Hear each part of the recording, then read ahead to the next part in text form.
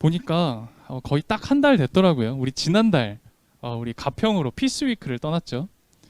어, 까마득한가요? 까마득하시죠? 우리 가평 피스위크를 가서 나눴던 이야기가 뭐였냐면 하나님과 내가 연결되어야 된다라는 거였어요.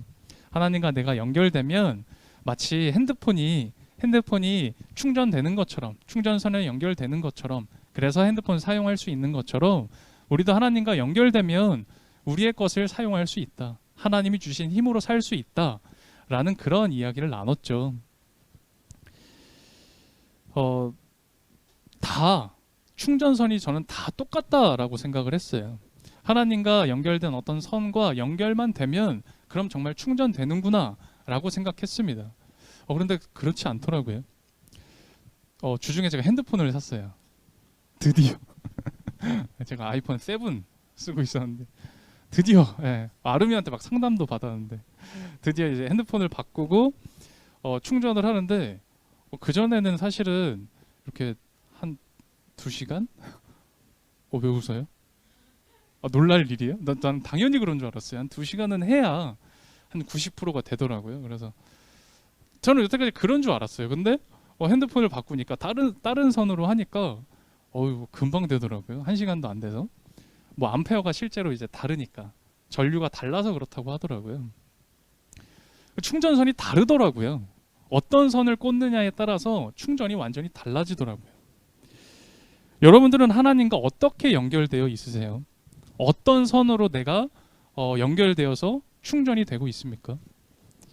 하나님과 연결되어서 그 힘으로 충전되는 그 기능이 얼마나 내 영혼에 활성화되어 있습니까? 하나님의 말씀을 알긴 알아요. 내가 하나님 살아계시다라는 거 압니다. 하나님 말씀대로 살아야 되는 거 알아요. 그런데 하진 않는 겁니다. 하나님 말씀대로는 살지 않는 겁니다. 그러면 서든 이렇게 옆에 놓여 있는지는 모르겠어요. 뭐 잘 꽂혀 있는지는 모르겠지만 어떻게든 꽂혀 있는지는 모르겠습니다. 그런데 충전은 안 되는 거예요. 제가 책 사는 거 좋아해요. 책 사는 거. 그래서 이렇게 보면은 안 읽은 책들이 이렇게 많이 있어요. 책 사는 걸 좋아합니다, 제가. 읽어야 되는데 하다가 책 사지 말아야겠다 하다가 또 책 삽니다. 책 사는 걸 좋아하니까. 그런데 물론 이제 제가 돈을 지불해서 제가 책을 구매했으니 제 책이죠. 제 책이라 말할 수 있겠죠. 근데 진정한 의미의 제 책은 아닌 것 같아요. 책을 읽고 뭐 제가 가진 지식이나 그런 것들과 이 책의 내용이 잘 뭔가가 융합돼서 제게 녹아들면 그럼 제가 제 책 읽었다. 그 책 내 거다. 진짜 그런 의미로 얘기할 수 있겠죠. 여러분은 정말 말씀을 읽고 계십니까? 정말 말씀을 읽고 그것이 내 것이 되어서 내 삶이 되어서 그 말씀 안에 머무르는 그런 생활하고 계신가요? 주님은 오늘 내 안에 머물러 나에게 머물러 있어라 하십니다. 그리고 내 안에 머물렀을 때 맺게 되는 열매가 무엇인지를 알려주셨죠. 그 열매의 정체는 11절에 나와 있어요. 11절을 제가 다시 한번 읽어드리겠습니다. 11절을 보면 내 기쁨이 너희 안에 있고 너희의 기쁨이 넘치게 하려는 거다. 말하자면 열매 맺는 게 뭐냐? 우리가 열매 맺어야 할 게 뭐냐? 우리가 맺어야 할 열매의 정체가 뭐냐? 기쁨이라는 겁니다. 그 평화의 기쁨이 우리 삶의 열매여야 한다라는 거죠. 하나님 말씀대로 살고 하나님께 머물러 있으면 내가 기쁘다라는 거예요. 기쁘다. 근데 이 기쁨이 사실은 우리 신앙의 아주 중요한 본질입니다. 여러분 하나님 말씀대로 살자 많이 얘기를 합니다. 저도 사실 매주 이야기하죠. 뭐 우리 교회만 얘기합니까? 어느 교회를 가든 어느 목사님을 만나든 어느 그리스도인들이든 말씀대로 살자 다 이야기합니다. 근데 그 말씀대로 살면 누가 좋습니까? 하나님이 좋습니까? 저 같은 목사가 좋습니까? 아니죠. 여러분들이 좋습니다. 여러분들이 기쁜 거죠. 내가 행복해지는 겁니다. 하나님이 여러분과 저에게 바라시는 열매가 있다면 그것은 우리가 행복해지는 겁니다. 우리가 좀 기쁘게 살아가는 거예요. 그게 하나님께서 우리에게 바라시는 열매라는 거죠. 예수님을 보세요. 예수님 하나님과 함께하고 머물러 계시니 얼마나 기쁘게 사셨습니까? 아니 근데 목사님, 저 다 알아요. 예수님 얼마나 슬프게 사셨는지 다 알아요. 십자가에 달려 죽으셨잖아요. 제자들이 다 배반하고 도망갔잖아요. 늘 사람들에게 비난받고 사셨잖아요. 근데 뭐가 기쁩니까? 맞아요. 겉으로 보기에는 참 어려운 그런 생활을 하셨다, 그렇게 생각할 수 있습니다. 그런데 그 안에는 진짜 기쁨이 있었죠. 그 기쁨을 오늘 이 요한복음 15장에서 증언하고 계신 겁니다. 예수님은 하나님께 연결되었죠. 예수님은 하나님께 머물러 계셨습니다. 그래서 하나님께서 주시는 그 힘이나 그 능력으로 기쁘게 사셨어요. 하나님께 머물러 있으니 기쁘게 사셨던 겁니다. 우리는 나 자신에게 이렇게 물어야 됩니다. 나는 기쁜가? 내가 요즘 기쁘게 사나? 내가 하나님 알고 하나님 믿고 이렇게 사는 게 즐거운가? 한번 질문해 보시면 좋을 것 같아요. 어떤 대답이 내 마음 가운데 떠오릅니까? 하나님 믿는 게 부담스럽진 않으세요? 하나님 말씀대로 살아야 하는 게 의무감처럼 느껴지진 않으세요? 그렇게 우리는 우리 스스로에게 이 근본적인 질문을 해야 됩니다. 나는 즐거운가? 정말 나는 기쁘게 지금 살고 있나?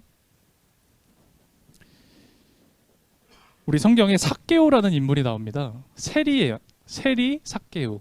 이 세리가 뭐냐면 이 당시에 세금을 걷는 사람이었습니다. 이 당시에는 로마의 통치를 받고 있었던 시대였고, 그래서 이스라엘 백성들한테 세금을 걷어서 로마에 바쳤어요.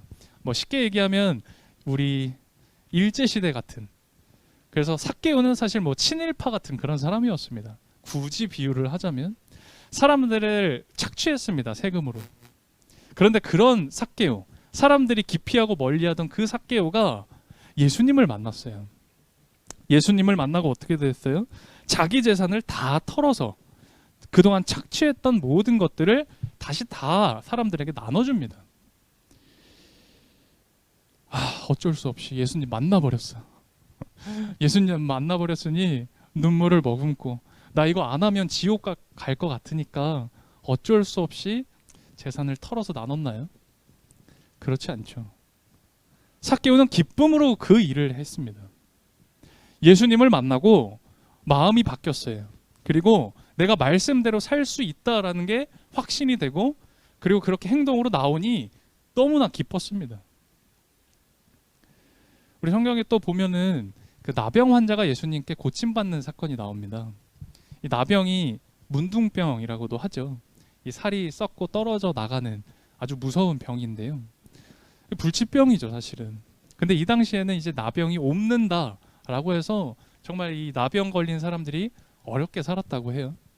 그런데 예수님께서 그 나병에 걸린 사람을 병을 고쳐 주셨어요. 이 나병을 고침받은 사람이 너무너무 기뻐서 예수님께 다시 돌아와서 예수님을 찬양하고 기뻐합니다. 하나님께 모든 영광을 돌리고 내가 고침받은 걸 이 하나님의 은혜다라고 하며 사람들에게 전하죠. 왜 나병에서 고침받은 그 사람이 예수님께 찾아와서 예수님을 찬양하고 경배했을까요? 나를 고쳐준 사람이니 다시 찾아가서 인사하는 게 그게 염치 있는 거니 그런 겁니까? 내가 당한 일이 너무 신기하니 그런 겁니까? 물론 그렇겠죠. 그런 부분이 있겠죠. 그러나 너무너무 기뻐서 그랬던 겁니다. 내가 너무 기뻐서 하나님께 감사드리고 그리고 그런 하나님을 전하는 사람이 되었던 거죠. 우리가 소위 교회 나오면 은혜 받는다 합니다.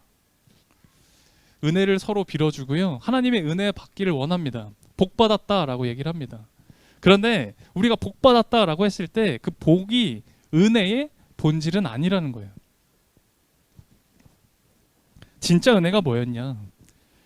방금 앞서 말씀드린 그들에게 진짜 은혜가 뭐였느냐? 그들이 병 고침 받았어요. 그건 은혜가 아니에요. 진짜 은혜는 그 병 고침으로 인해서 그 삶이 기뻐졌다라는 겁니다. 그 삶이 달라졌다라는 거예요. 행복해질 수 있었다라는 거. 그게 진짜 복이고 그게 은혜라는 거죠. 병이 고쳐졌다라는 그 사실은 물론 복입니다. 그런데 그 복의 본질은 아니라는 거예요. 본질은 기쁨입니다. 성경에 이런 이야기도 있어요. 어느 날 이 양 농장을 하던 목자가 양 한 마리를 잃어버렸습니다. 없어진 거예요. 그래서 이 목자가 양을 애타게 찾다가 찾아냅니다. 그래서 양을 다시 우리 안에 넣었죠. 목자가 너무 기뻐서 잔치를 벌입니다. 마을 사람들을 다 불러서 큰 잔치를 벌여요. 내가 드디어 양을 찾았다고. 근데 우리 계산 잘하잖아요. 계산기 두드리면 나오잖아요. 그 양 한 마리 찾았다고 해서 잔치를 벌이는 거 그거 어리석은 일이잖아요. 왜요? 잔치 준비 값이 양 한 마리 값보다 더 드는 거잖아요. 그런데 이 목자는 어떻게 해요? 큰 잔치를 벌입니다.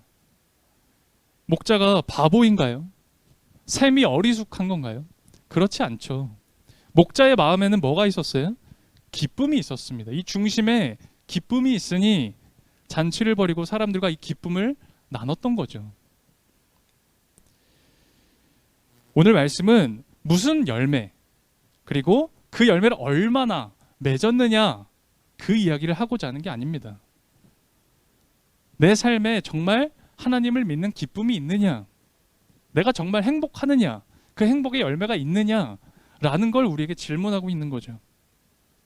아무리 훌륭한 일이라고 해도 소위 누가 보더라도 칭찬받고 훌륭하다 할 만한 일을 내가 열매로 가지고 있다 해도 그 안에 기쁨이 없다면 그건 열매 아니다라는 겁니다. 오늘 우리가 15장을 읽었는데 바로 전에 14장을 보면 그런 말씀이 있어요. 보혜사 성령님을 보내주겠다. 그와 너희가 함께 할 것이다. 예수님이 그런 말씀을 하시거든요. 왜 보혜사 진리의 영을 보내주신다라고 하면 정말 참된 평화를 위해서 그 영을 보내주시겠다라고 합니다. 다른 말로 하면 참 기쁨의 삶을 살게 해주겠다라는 겁니다. 예수님은 십자가에 달려 돌아가셨습니다. 손가락질 당했습니다. 그리고 정말 죽음을 맞이했죠. 그런데 그 가운데서도 예수님은 평안하셨어요. 제자들이요, 예수님 십자가에 달려 돌아가시니까 제자들 어떻게 해요? 나도 저렇게 죽을까봐 다 배반하고 도망가 버리잖아요. 그런데도 그 모습 보시면서 예수님은 어떠셨어요? 평안하셨습니다. 이 순교의 가시밭길로 기꺼이 들어가셨죠. 어떻게 해요? 편안하게, 평화롭게 그 길을 가십니다. 어떻게 그럴 수 있었느냐? 하나님과 함께함으로 얻는 기쁨을 알았기 때문에 그 죽음이라는 가시밭길도 평안하게 가실 수 있었던 거죠. 오늘 말씀을 다시 찬찬히 읽어보니 주님의 말씀은 우리가 흔히 알고 있는 그 가지치기 이야기가 아니었습니다. 그러니까 너희들 열매 없어? 너희들 이 정도밖에 안 돼? 그러면 잘라서 불에 태울 거야. 똑바로 해. 라는 이야기가 아니라는 거죠. 전혀 그런 이야기가 아닙니다. 오늘 예수님은 이렇게 얘기하시는 거예요. 너희는 스스로 열매 맺지 못하잖아. 너희가 스스로 열매 맺는 거 너무 힘들잖아. 그러니 내 안에 머물러 있어. 내 안에 머물러 있기만 하면 너희의 것을 이루어 주겠다라는 겁니다. 주님의 말씀은 오히려 너희들 너무 열매에만 연연하지 말라는 겁니다. 열매에만 연연하면서 정작 진짜 중요한 본질적인 것은 놓치는 것 아니냐, 우리들에게 질문하고 계신 것이죠. 열매는 내가 알아서 맺어줄게. 다만 너는 나에게서 떨어지지 말고 붙어 있어. 그러면 되지 않을까? 라는 이야기를 오늘 하고 계신 겁니다. 하나님 안에서 그저 우리가 즐거워하고 기뻐하며 행복하게 살기를 바라신다라는 거예요. 앞서 말씀드린 삭개오 이야기에서 중요한 건 삭개오가 재산에 얼마를 내놨다더라. 삭개오가 예수님 만났더니 착취하고 폭력하던 것에서 이제 벗어나서 사람들에게 그 착취한 것의 4배를 돌려주었다더라 라는 게 중요한 게 아닙니다. 삭개오는 그 일을 할 정도로 기뻤다라는 겁니다. 기쁨으로 그 일을 했다라는 거죠. 나병을 고침받은 사람들이 예수님께 찾아왔고 하나님을 경배했고 그리고 하나님의 복음을 전하는 사람이 되었다더라. 병 고침받은 게 중요한 게 아니죠. 우리는 병 고침받았다는 그 사실에만 집중을 합니다. 근데 정말 중요한 건 그들이 너무너무 기뻐서 그렇게 살았다라는 겁니다. 또 앞서 말씀드린 잃은 양, 그것을 찾은 목자가 그렇게 큰 잔치를 벌였던 건 잃은 양을 찾았다라는 그 사실이 더 중요한 게 아니라 그 안에 기쁨이 있었기 때문에 그렇게 잔치를 벌이는 삶을 살아갔다라는 거겠죠. 하나님은 이 하나님을 믿는 우리들에게 오늘 이 시간 이 자리에 있는 우리 모두에게 이야기하시는 겁니다. 우리가 맺어야 될 가장 중요한 열매, 가장 큰 열매는 뭐냐면 하나님을 믿으며 기뻐하는 것. 하나님 안에 머물러서 내가 정말 행복하게 즐겁게 살아가는 것이라 오늘 말씀하고 계신 겁니다. 그리고 이 성경 66권 계속해서 하나님께서 간절한 소망을 담아서 기록하고 계신 이 하나님 말씀이 뭐냐면 정말 우리가 그렇게 행복하게 살아가길 바란다 라는 그 간절한 소망이 적혀져 있는 것이죠. 내 안에 머물러 있어라. 오늘 이 말씀이 우리 마음에 정말 새겨졌으면 좋겠습니다. 열매일랑 걱정 말고 나에게 다 맡기고 너는 내 안에서 기쁘게 살아가라. 오늘 이 주님의 따스한 음성이 우리 모두에게 들렸으면 좋겠습니다. 오늘 이 말씀을 의지하며 주님을 믿고 그리고 그렇게 사는 우리 모두에게 기쁨의 열매 그리고 즐거움의 열매가 맺혀지기를 그리고 그런 이번 한 주가 되기를 우리 주님의 이름으로 간절히 소원합니다. 주님, 제가 읽은 이 생명의 말씀을 잘 깨닫고 그 말씀대로 살고 그리고 그것을 전할 수 있기를 소망합니다. 주님께로 저를 이끌어 주시기를 간절히 소망합니다. 세상의 법칙 그리고 제 안에서 솟구치는 그 욕망에서 벗어나 이제 주님께 머물겠습니다. 이 시간 기도하고 우리가 고백한 대로 그렇게 살아가겠습니다. 연약한 저희들에게 힘을 허락해 주십시오. 당신께 머물고 함께하길 기도하는 이 자리에 있는 모든 이에게 기쁨과 평화를 내려 주십시오. 그리고 언제나 모든 이들과 주님 안에서 그 평화의 기쁨을 나누고 누리게 해 주십시오. 이번 한 주간 우리 모두의 삶을 담아 주님께 봉헌드립니다. 우리가 수고하고 애썼던 모든 시간까지도 감사로 담아 이 마음을 주님께만 드립니다. 주님께 드린 손길 위에 기쁨을 허락하시고 이 봉헌으로 우리 교회가 낮은 곳, 어두운 곳을 살피고 섬길 수 있도록 이끌어 주십시오. 주님으로 인해 그리고 주님을 통해 모두가 즐거워지기를 소망합니다. 예수 그리스도의 이름으로 기도드립니다. 아멘.